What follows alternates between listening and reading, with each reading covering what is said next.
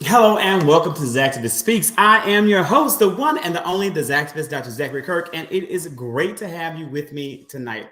Now, I don't know what platform you're joining for. We are waiting on tonight's guest, the one and the only Alfred Shivy Brooks. He's a very, very busy man, so busy that he might have forgotten about tonight's show. Hope not. I'm certain that he is just probably detained and wrapping things up. I literally saw him post a live on the Atlanta Beltline with some students. So tonight we're going to talk about this prolific producer of stuff. You may follow Alfred Brooks on social media. He has a huge Instagram following, and every Thursday night he does his own show on Instagram called Teacher Talk Live. It's extremely popular.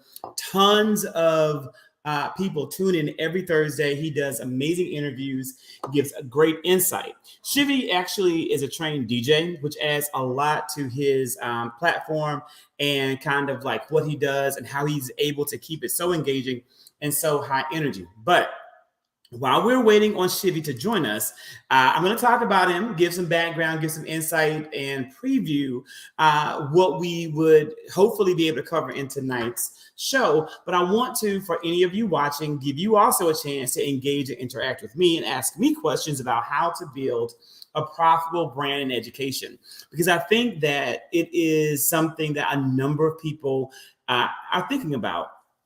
How can I take what I'm doing or what a passion of mine may be and transform that into something that can bring in income either on the side or is possibly down the road a full-time money generating or revenue generating endeavor? So I want you to feel free to ask any questions, whether you're on Twitter, LinkedIn, Facebook, or YouTube. Please don't hesitate and don't be shy in doing so. What I will say to you first and foremost in terms of stalled, unsolicited advice is that you really need to focus in on whatever your passion points may be. In life, so often we are told what we love and told who we love and told how we love, that we actually may lose sight of what is naturally innate and instinctively a part of us. And that exact same thing happens to us in regards to our career choices sometimes. You may have had an instinctive, natural passion in your heart for cooking. The most exciting thing that you could have ever gotten for Christmas was the Easy Bake Oven or the fake little kitchenette that had the plastic fruit and the plastic vegetables there. And you love playing with it because in your heart, that was what the passion was. Maybe in your heart, that was where the talent would lie. But maybe someone somewhere down the road tells you can't make any money cooking food for other people. You can't make any money as a chef. You can't make any money doing that. We know that is not true. We know that this is a lucrative, profitable industry. We know that anything that you believe in can generate revenue for you and can actually be a phenomenal career. But realizing that now, after having chosen other things, being even trained in other things, may be a lot easier said than done. And so those are some of the things that we'll talk about with Shivy. But I want to emphasize that is where you may want to start when you look at your side hustle and you look at where you want to go or where you want to take your career. Still waiting on Shivy. But let me give you a little bit of a background on this guy so that we don't have to spend that time if he is able to make it. I'm constantly checking my phone to just see, if he's out there, if a message or something had been sent. Maybe there's technical difficulties. Shivy is, again, the host of Teacher Talk Live on Instagram. But not only that, he has a really impressive clothing line geared towards educators. He is still a classroom teacher, full-time teacher, and he ran for Atlanta City Council, where he did an amazing job. He did not win the race, but he did a very good job of amassing a network and a coalition of support around educators seeking to improve life and the quality of life in the city of Atlanta. So he's very impressive and has a great story that I'm hoping that he can share with us. But again, if he's not able to share that story, I'm here and I'm able to share my story. Hey, Annette, thank you for joining and for showing a little bit of love. It means a lot. So again, back to teacher branding. Number one, identify your passion point, and you need to really know what that may be. Your passion very well may be education. It may be teaching. It may be leadership. But guess what? Your passion also may not be that. Your passion may be something else. And if that is your passion and you realize that, there's nothing wrong with exploring it. Writing may be a passion. Singing may be a passion. Pottery or gardening may be a passion. Anything that is bringing love inside of your heart is something that's worth pursuing. And I promise you, can be made profitable. So in addition to that, when you look at Chevy, let me just pull it up here, right? And so one thing that I don't know, we've been rolling a minute 7:15. This is like Chevy, and this is his family. This man finds time and finds the ability to balance fatherhood, a full-time teaching career, hosting numerous events, and doing the exact same thing that I'm doing for you right now on LinkedIn, Twitter, and YouTube and Facebook. He does that exact same thing on his Instagram account. Mass following. He's presenting at conferences constantly, and he is a huge advocate, a progressive social justice advocate here in the city of Atlanta. One of the key components of building a profitable teacher brand, and a lesson from Chevy, is that you have to know how to manage your time. You have to know how to budget your time, and you have to plan accordingly. It's essential that you organize and you streamline what you do so that you can be a prolific creator of content or production or whatever it is that you are being called and inspired to do. Let me tell you some of the questions that I had kind of scoped out for Chevy, because I'm just going to answer those questions for you right now, because if you're with me, I want to value your time and make this something that you can walk away with something tangible from. And I won't take long, I promise. But number one, what are 3 things every teacher needs to know about building a profitable brand? And I'm going to say that number one, you need to know what it is that you want to do. Yep, you can start something and not finish it. Yep, you can begin to make an investment of time, even in money, into something that will not benefit you or that won't turn profitable. And that's okay, because many entrepreneurs and many passion pursuers make those mistakes and they do those things. And there's nothing wrong with it. But if you can nail down what it is that you really want to do, and you can really scope out and map out a plan of getting there, you're going to be at a huge advantage. So number one, know what it is that you want to do, what you have a passion for, what you have talents around, and pursue it. Number two, realize that it takes time. You are going to get discouraged. You are going to run into obstacles. You're going to face challenges, but you have to have the stamina to see it through. You can't give up when you may want to give up. And when you really, really think about it, hey, Lydia, my friend, how are you? When you really, and we'll talk about that, when you really, really think about it, I want you to think about anytime that you start anything, how hard it is to start, how hard it is in the beginning, how much it doesn't look like it's going to be what you want it to be. Think about a house. A house begins with that foundation being laid, and it doesn't look like much of a house at all. And then you have a few sticks being put up, and you have some foundational beams, all of this, right? But ultimately, look at where it goes. Look at what it becomes. Look at the time that it takes to get there. Yep, mistakes are made, walls are built, torn down, reassembled. That's all a part of the natural process. So realize that you have to have stamina to see it through. You can't give up at the first sign of challenge, or this 10th sign of challenge, or even the 26th sign of challenge, because if you do, you're probably never going to become profitable at what it is that you are doing. And then number three, how does a teacher take a great idea and turn it into a profitable, a profit-making business? In addition to knowing what it is they want to do, staying with it and seeing it through, is that they are continuously open to innovation. Not only do they have this plan they're committed to, not only are they seeing it through and not wanting to give up, but they're open to the concepts of what life brings and what the moment brings and what society brings. You're going to evolve. The world is going to change. And your idea, your concept must change with the world. There's a whole group, for an example, of influencers in this world who have made great careers and a living from YouTube and Instagram. And both of those platforms are still profitable. And both of those platforms are still giving people an opportunity to generate revenue. But The world is changing and social media platforms are evolving. You now have Snapchat. You now, of course, have TikTok. Those creators who are phenomenal with pictures, who may not be so great with video or may not have a personality that lends itself to video, are probably not in the same position that they once were to demand top dollar from the brands that would want to represent them or that they would want to be represented by. That means they have to innovate and they have to change. Does it mean that they can't continue to make money as an influencer? No, but it means in order to really do that and capitalize on this moment, they have got to evolve.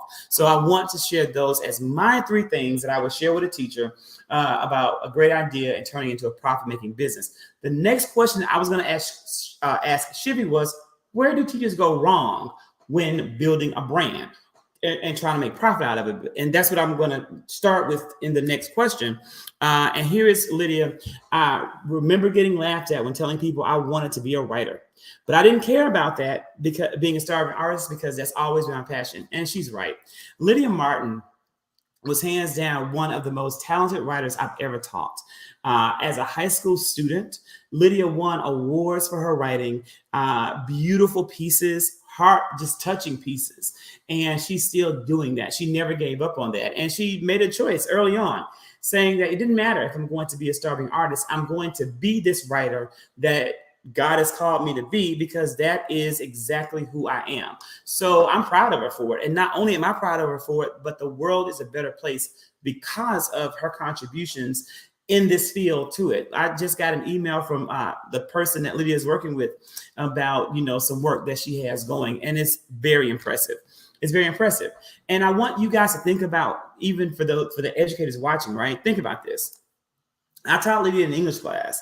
I taught her also in journalism.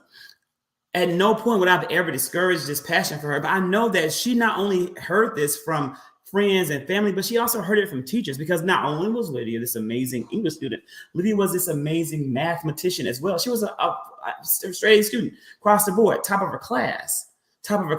So everyone, of course, had an opinion about what she would do or what she should be or what she could do. Yeah, Lydia could be a doctor. Lydia could be an engineer. Lydia could be, there's no question about those things. But she chose to follow her passion, because following your passion leads to your happiness. Your passion leads to your happiness. There's something that I realized last week when I went through the Gallup strength training to become a certified Gallup's coach. And it was this: it's okay for you to be unhappy with your boss. And that happens. It's okay for you to be unhappy at where you work. That's okay, because that happens. But it's not okay for you to be unhappy with your job, not your job. If you are unhappy with your job, if you are unhappy in your career, then you need to think about why that is. And maybe you're not working in your strengths. Maybe you're not able to pursue your passions. And maybe that's when it's time to really think about, do you want to make this career change? A number of teachers out there are looking at transitioning. And if you're looking at transitioning because you're unhappy about the political moment, it's understandable, but maybe that's not what you should do. If you're looking to transition because you don't like your principal, then that's understandable, but maybe leaving the field isn't what you should do. But if you are looking to transition because you are personally unfulfilled, if you feel as though you are not able to leverage the strengths that you have inside of you to be better and to make the world better, then it's definitely time for you to take a deep look, a close look, and possibly leave. And that's a realization that I had. So the next question I was going to ask Shivy was, where do teachers go wrong in starting a business? And I'm going to say that I think that teachers who are trying to build a profitable brand, whether on the side or as a full-time career, the biggest mistake that I think they make is that they're not aware of what it is that they're doing, that they're comparing themselves to other people, and they're using that as a metric for success instead of having done real, true research into what it is that they want to do and really talking to people who do it to realize, is this profitable for me? Listen, there's a whole entire field of people who are paid to coach you. Okay. They're like teacher transition coaches. There are social media influencer influencer coaches, they're paid to do that. So they're portraying to you the best life possible because they want you to believe in this vision so that you will buy and pay for their services so you can have the best life possible, which is what you want, which is what you deserve. But the reality is no job, no career, no profession comes to anyone without hard work, without dedication, and without commitment, and without continuous ongoing practice. It takes time, it takes work, and it takes effort. So whatever it is that you're considering and that you want to do, realize that. Do some research, talk to a variety of people in that field to gauge whether or not it is for you, and demand from these people that they're being honest with you and telling the truth. I have had a number of educators talk to me about my decision to leave education and go into sales, which I love, which my strengths lend themselves to. But in that process, I'm exceptionally honest because in no other field do I know of is it true that your identity and your sense of self becomes so intertwined with your career. And so when I left the classroom, when I left education, I experienced an identity crisis because I thought to myself, well, who am I? Am I really still serving the world? Am I still making the difference? I was so ingrained in the belief that my worth was connected to my job, when in reality, that's really not true. Who I am never changed. My commitment and dedication to making the world a better place never faltered, and it never will. So those are honest conversations that I had to have, and I think it's important. Now, I appreciate you, Lydia. I agree. Perseverance is the key, and compassion is where good ideas go to. Comparison is where good ideas go to die. Dedication is where good ideas go to thrive. That is a quotable moment. Lydia Martin, ma'am, I'm got my phone. I'm going to take a picture of it. It's going to become a quote that I'm going to post on my LinkedIn page because I do believe this needs to be shared. You can't compare yourself to anyone else. Their success is their success, and be proud of them. One thing I learned through my Gallup's strengths training is that there are two strengths that are very similar, but they're very different. And I have one of them that's high in my top 5, and one of them that's actually pretty low. People think that I'm a very competitive person. People always thought I was competitive. I've actually always known that I wasn't because I'm always like, I'm not trying to beat you. I'm not trying to beat anybody. And that was a lie. That's a lie. So I was always trying to beat someone. That someone was myself. I'm an achiever. That's high for me. It's a high strength. I always compare to today to yesterday. And when I'm planning for tomorrow, I'm comparing it to today. Every day for me is about being better. Every day better. Every day better. Zachary wants to be better every single day. And that is for me why comparison is not something that I want to lend to. And why I do agree with you, Lydia, that it is where good ideas can go to die. I think it's really easy to get discouraged when you're comparing yourself to other people. When that's their success, that's their calling, that's their life. And I'm happy for them. But it's not me. The next question that I was going to ask Shivy, if he was able to make it, was, what do you say to the teacher who wants to make money on the side, but has nowhere to start, no idea of where to start? And it's, again, start with what you love. Start with what brings you joy. Start with what makes you happy. Don't look at somebody else's profitable idea and say, oh, that's what I'm going to do because she made so much money with her cricket. Or he made so much money stringing bees together, or his Etsy store is doing so well reselling prints and books.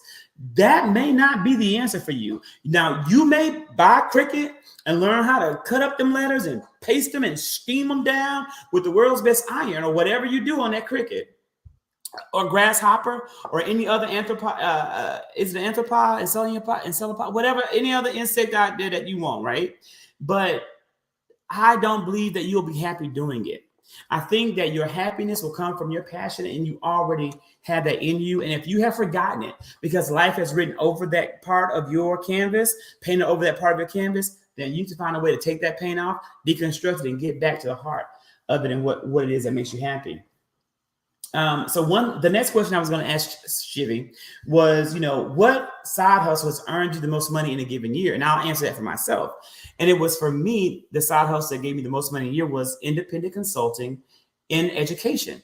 And it came from writing curriculum. I wrote curriculum for a superintendent in Maine, and I wrote curriculum for a superintendent in Vermont. And they were both in the same year, and they were extensive process, extensive time frame. Both of them were written in about 18 weeks, and then sold to those districts.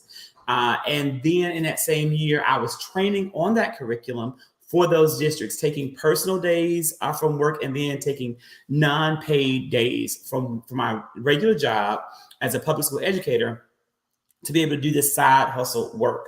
Then I was going to ask him, what is his most lucrative way to earn income? And I can't answer that for him, but I am going to say that I believe that Shivy is able to make a lot of money as an educational influencer. He has a wide network, and I think that he is getting great opportunities and paid speaking engagements. And I think that is a great field for some educators, and it's a natural fit for many of you to consider. My previous guest, Dr. Sean Woodley, has an entire course and a workshop and coaching around being a teacher speaker. And I definitely think that is something that you should look at. That you should, if you're a teacher out there or an educator out there looking at a side hustle or looking at something on the side or something that could be a backup for you, I think that's a great and an easy and a natural fit. So you may want to, definitely check that out. And that's from Dr. Sean Woodley. Teach, Hustle, Inspire is his website. I was going to ask Shivy, what's a resource he can't live without? I'm going to tell you right now, a resource I can't live without is two. It's Canva and it is StreamYard. So I'm using StreamYard right now to broadcast to you on 4 different social media platforms, right? I am broadcasting to you on Canva from my YouTube, from my Facebook, and my Facebook group, from my LinkedIn, and from my Twitter. StreamYard gives you the opportunity to go live and to stream to multiple platforms all at one time. It is hands down my favorite and my most invaluable resource. Also, Canva.com. Canva. I pay for the premium subscription to Canva. I've always paid for the premium subscription. I want to say it's like $9 a month, and I'm able to make all of my graphics. So when you see the YouTube thumbnail, made it in Canva. When you see the flyers and the posts that I have, made it in Canva. And I'm able to make them with my brand colors. I'm able to keep everything looking succinct. And yep, I changed my brand colors. I changed what I'm doing because I'm still evolving with that. But that's what I do, because right now I'm not making lots of money as a brand. But once we get there, we'll be there. We'll be there. How are you doing, Dr. Washington? How are you, my love? Dr. Washington, can you drop the link to your book in the comments for those who are watching? Because we need to get this book out. I need my copy of the book. Drop the link to the book, please. Lydia said, didn't you teach a couple of night classes at a college at ATO while I was still your student in high school? Would you recommend that? Yes, of course. Yes. I did. And I loved it because if you love teaching, I don't recommend, let me tell you something, Lydia, and to educators out there. Now, if you don't get empowered and energized from teaching, then I would not recommend you do that. I'm the kind of person, literally, my Myers-Briggs, I'm like a 49 out of 50 extrovert. I know you're not surprised, but you might be, because some people are like deceiving, right? Some people can get out here and run their mouths all day, and then in their personal lives are so quiet, but not me. Like, I literally am empowered by people. People give me energy. Talking and speaking and teaching gives me energy. So I loved it. So it was great joy. I did that actually, Lydia. I was an adjunct professor from 2006 until 2021. From 2006 until 2021, that was what I did. And I let it go because my primary job now as an account executive is so demanding and requires more travel. So I couldn't commit to them, and they wanted me to do a face-to-face class as opposed to a virtual class. And I could not do it because I absolutely cannot ever shortchange my full-time job, because I owe them more. I owe them just as much as I owe you as your teacher. That's the kind of person that I am, and that's what I believe in. So, but I think it is a great thing to do. It's a lot of fun, and you're constantly refining your skills. It is a skill set to teach students or children. Okay, that is a skill set, but it involves pedagogy and understanding how children learn. But andragogy is another skill set, and that is learning and conveying information to adults and how adults learn. I do not believe I would be as skilled as a facilitator and as a presenter, even as an interviewer, if I didn't teach adults as a professor. And many of my students were non-traditional, and it was a wonderful experience. I love them. I love those learners. Absolutely. Awesome book from Dr. Washington. Like I am right now, Dr. Washington, clicking it or trying to click it, and it's like trying to copy it, and I'm just gonna have to screenshot it, and then got my phone, take my picture to order my book tonight because it's time. It's time. So those were the questions that I was going to ask Shivy, and those were the resources that I wanted to share with you, since I'm kind of like interviewing myself. The next question I wanted to ask Shivy is, if he wasn't a full-time teacher, what would he be? And what I'll say to you is that if I was not right now an account executive for, to me, America's best learning company, I would literally be the owner of a social media influencer agency.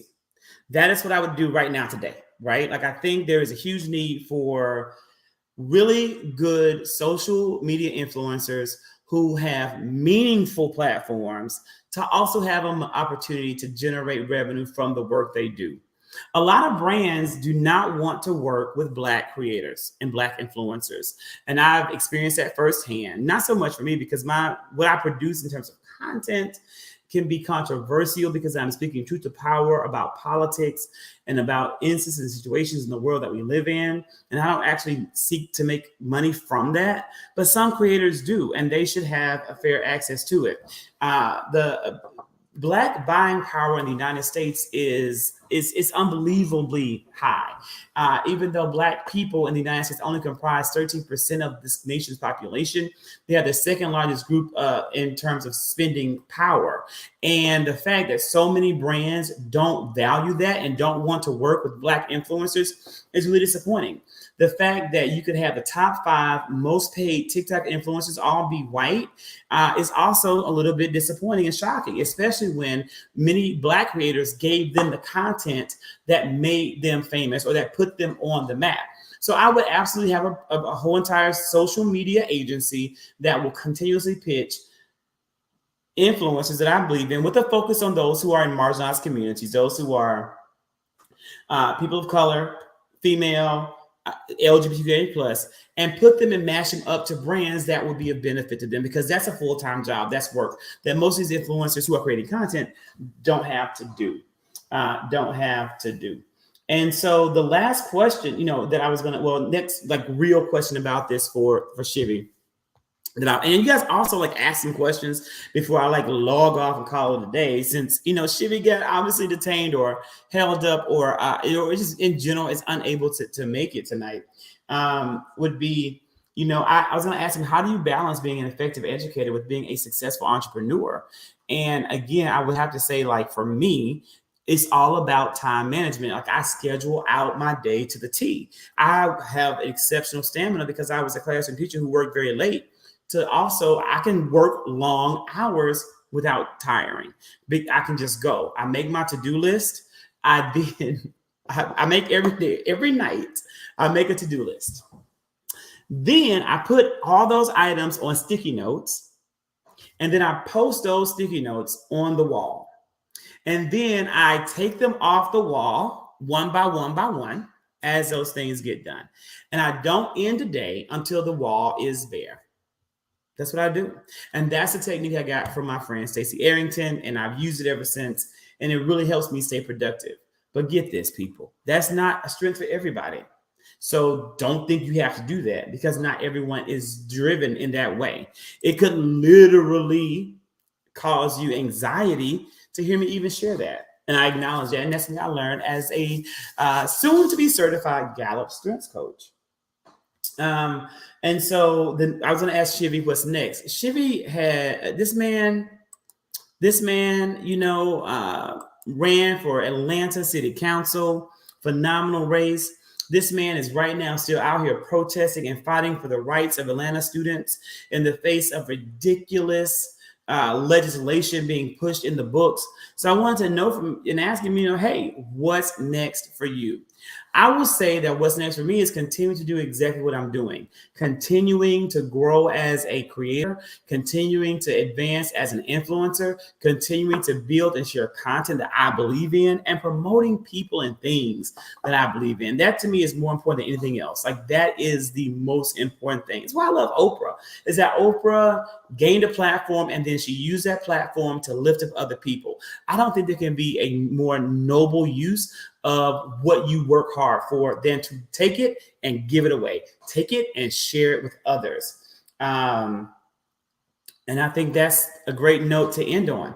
If there are no questions, everyone, I want to say thank you for those who joined me. I'm hopefully Shivy's okay. I'm sure he is. Again, I checked his social media feeds a little bit before the show, and he was with his kids, at the Atlantic station. So, I'm sure there's a good reason or maybe traffic, number of things that could have happened.